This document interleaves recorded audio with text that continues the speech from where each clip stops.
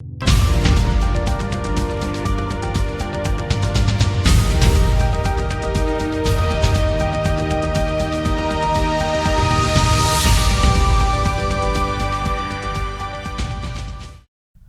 देख रहे हैं आवाज इंडिया टीवी। यह है प्राइम टाइम।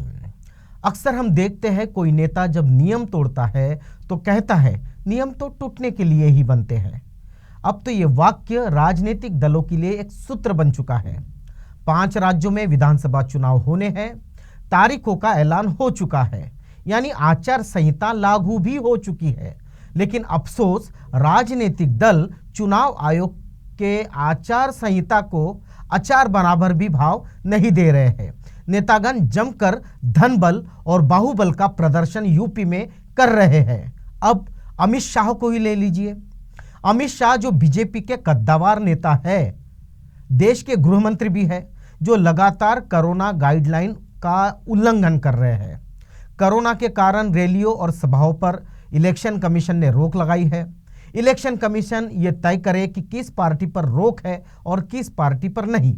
बीजेपी को छोड़ किसी भी पार्टी के उल्लंघन पर चुनाव आयोग सख्त हो जाता है, पर बीजेपी के घर घर प्रचार में जो कोरोना गाइडलाइन का उल्लंघन हो रहा है उस पर चुनाव आयोग के मुंह में दही जम जाता है।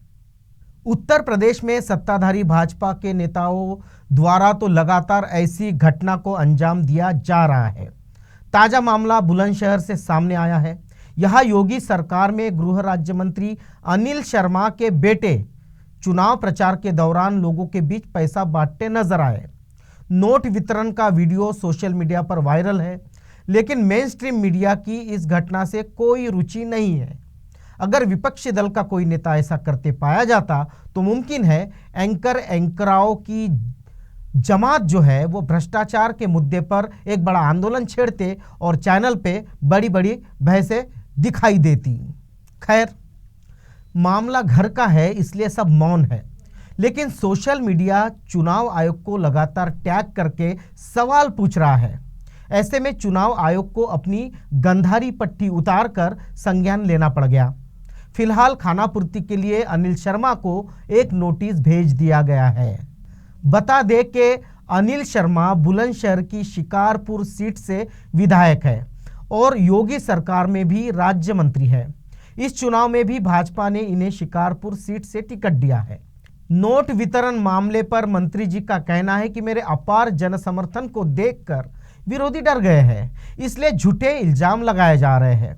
हालांकि वीडियो में अनिल शर्मा के बेटे कुश शर्मा को नोट बांटते हुए आप साफ साफ देख सकते हैं। ये पहला मामला नहीं है जब सत्ताधारी भाजपा के नेताओं द्वारा आचार संहिता उल्लंघन किया गया हो। इससे पहले अमित शाह ने पश्चिमी यूपी के कैराना सीट पर कथित डोर टू डोर कैंपेन के दौरान आचार संहिता की धज्जियां उड़ाई थी। अमित शाह के डोर टू डोर कैंपेन में जहां तक आंखें देख सकती है वहां तक सिर्फ लोग ही लोग नजर आ रहे हैं। ज्यादातर लोग बिना मास्क के हैं। खुद अमित शाह भी बिना मास्क के ही लोगों से मिल रहे हैं, हाथ मिला रहे हैं, पर्चे बांट रहे हैं, गमछा ले रहे हैं, सबका अभिवादन भी स्वीकार कर रहे हैं। इतना ही नहीं, कैराना की तंग गलियों में अपने सैकड़ों कार्यकर्ताओं के साथ अमित शाह छोटे छोटे बच्चों से माला और गमछा पहनते नजर आ रहे हैं, तो कई बच्चों को मिठाई भी खिला रहे हैं। बुजुर्गों से मिलना जुलना खूब हो रहा है। कुल मिलाकर यह कहा जा सकता है कि अमित शाह जितने लोगों की जिंदगी खतरे में डाल सकते थे उन्होंने उनको खतरे में डाल दिया है। साथ ही सोशल डिस्टेंसिंग को लेकर चुनाव आयोग के नियम कायदों की भी अमित शाह खुले खुले धज्जियां उड़ा रहे हैं। लेकिन अमित शाह है तो कौन क्या बोले। अमित शाह ने जिस डोर टू डोर कैंपेन के नाम पर यह सब किया है, उस डोर टू डोर कैंपेन को सिर्फ 5 लोगों के साथ करना था, लेकिन अमित शाह की सुरक्षा में ही 10 से ज्यादा लोग मौजूद थे। ऐसे में अमित शाह ये भी नहीं कह सकते कि वो डोर टू डोर कैंपेन ही कर रहे थे, लेकिन लोग अपने आप साथ चलने लगे। खैर, सैया भयो कोतवाल तो डर किस बात का। हम सब ने 73वां गणतंत्र दिवस मनाया। ऐसे में यूपी के विद्यार्थियों को इनाम मिला है, वो है पुलिस का डंडा। गणतंत्र दिवस से पहले सीएम योगी का डंडा तंत्र चला और प्रयागराज में प्रदर्शनकारी छात्रों को दौड़ा दौड़ा कर पीटा गया। प्रधानमंत्री नरेंद्र मोदी के न्यू इंडिया में उलटबांसी हर तरफ फैलाई जा रही है। इस न्यू इंडिया में पढ़ लिखकर नौकरी मांगने वालों पर लाठियों, गोलियों और आंसू गैस के गोलों की बौछार की जा रही है। लेकिन अगर आप कोई सांप्रदायिक राजनेता है या धर्म विशेष और देश के राष्ट्रपिता को अपशब्द कहते हैं तो पुलिस द्वारा आपको सुरक्षा प्रदान की जाएगी और सरकार द्वारा प्रतिष्ठित पद भी दिया जाएगा।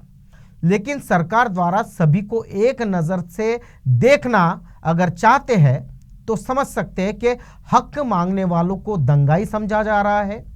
एनटीपीसी के परिणामों में हुई धांधली के खिलाफ प्रदर्शन कर रहे छात्रों को यूपी और बिहार की पुलिस खोज खोज कर पीट रही है। पटना से लेकर प्रयागराज की गलियों तक में अभ्यर्थियों को अपराधी की तरह दौड़कर मारा जा रहा है। छात्रों को सरायों को निशाना बनाया जा रहा है। लॉज की तलाशी ली जा रही है। बंदूक से दरवाजे तोड़े जा रहे हैं। ऐसा लग रहा है पुलिस अभ्यर्थी नहीं आतंकी ढूंढ रहे हो। जो छात्र प्रदर्शन में गए भी नहीं उनको भी हॉस्टल से निकालकर पीटा गया है। वहीं दूसरी तरफ पुलिस प्रशासन का कहना है कि छात्रों ने रेलवे पटरियों को जाम कर दिया था, जिस कारण रेल यातायात बाधित हो गया था। छात्रों को पटरी से उठाने के लिए पुलिस को लाठीचार्ज और आंसू गैस के गोलों का प्रयोग करना पड़ा। इसी बीच प्रयागराज पुलिस का एक वीडियो भी वायरल हो रहा है, जिसमें पुलिस छात्रों को हॉस्टल के कमरे से जबरदस्ती बाहर निकालकर पीट रही है और हिरासत में भी ले रही है। ऐसी ही एक वीडियो साझा करते हुए कांग्रेस महासचिव प्रियंका गांधी ने लिखा है, प्रयागराज में पुलिस द्वारा छात्रों के लॉज में और हॉस्टलों में जाकर तोड़फोड़ करना एवं उनको पीटना बेहद निंदनीय है। प्रशासन इस दमनकारी कार्रवाई पर तुरंत रोक लगाए। युवाओं को रोजगार की बात कहने का पूरा हक है और मैं इस लड़ाई में पूरी तरह उनके साथ हूँ।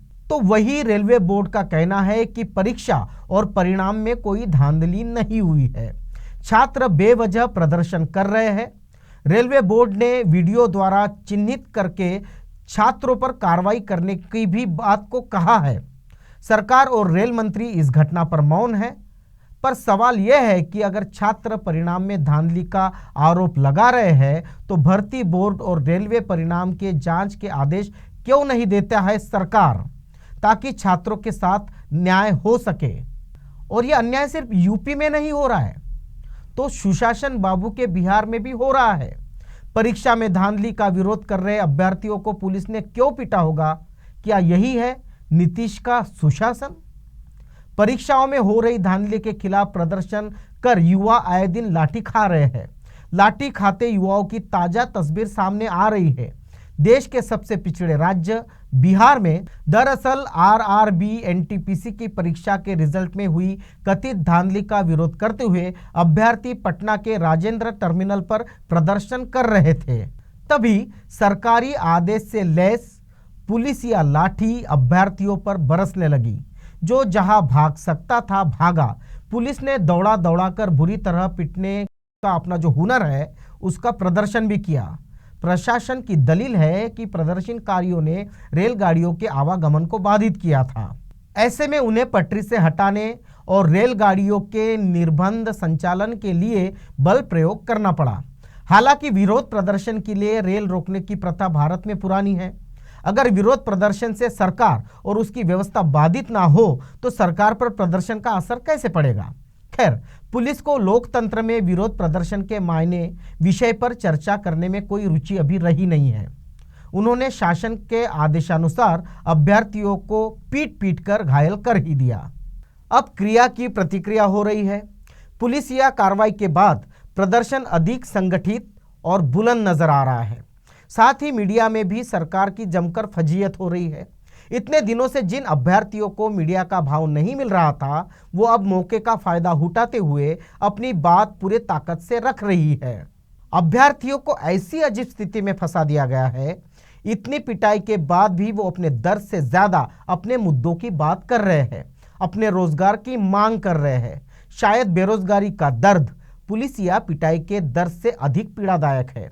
बता दें कि रेलवे भर्ती की ओर से नॉन टेक्निकल पॉपुलर कैटेगरी यानी एनटीपीसी भर्ती सीबीटी 1 परीक्षा के रिजल्ट 14 एवं 15 जनवरी 2022 को घोषित कर दिए गए थे। परीक्षा में लगभग 1 करोड़ से ज्यादा उम्मीदवार पंजीकृत है। इस परिणाम के आधार पर सीबीटी 2 यानी दूसरे चरण की परीक्षा के लिए उम्मीदवारों को शॉर्टलिस्ट किया जाना था।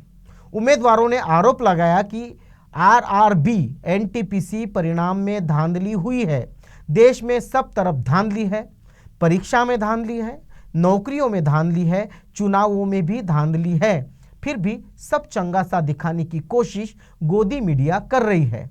हम तो यही कहेंगे कि मीडिया में भी धांधली है, बाकी सब आप समझदार है। आप देख रहे हैं प्राइम टाइम, ये है आवाज इंडिया टीवी।